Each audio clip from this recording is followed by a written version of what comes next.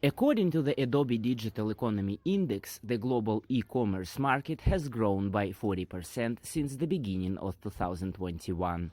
The index marks the first time Adobe has provided transaction data from more than 80 countries around the world, and the results underscore growing consumer confidence as more Americans get vaccinated.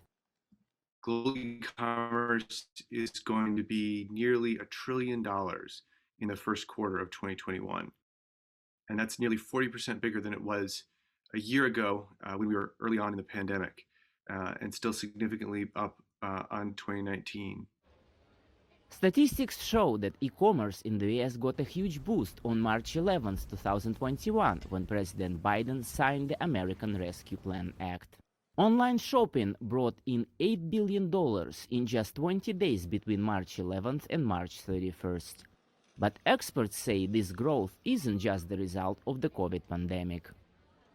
And even as COVID hopefully begins to abate, and even as vaccines become available, people are continuing to transact in the online world for a lot of the staples that they had bought previously in the offline world. So, for instance, groceries. I think there have been some clear and long-range changes in shopping behavior and shopping patterns that were triggered by COVID, and I think a lot of those will stick around. Another novelty that the pandemic has brought to e-commerce is new ways to pay for goods. We've seen a tripling in what we call buy now, pay later behavior.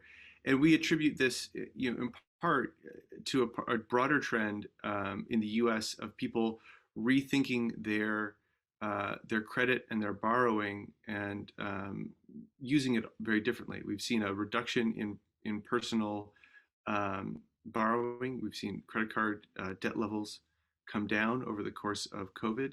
And this option offers a different way to pay that has either no or different implications for people's credit.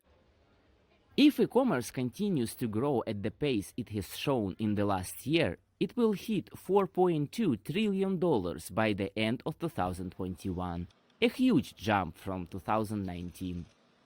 Maxim Moskalkov for VOA News, Washington.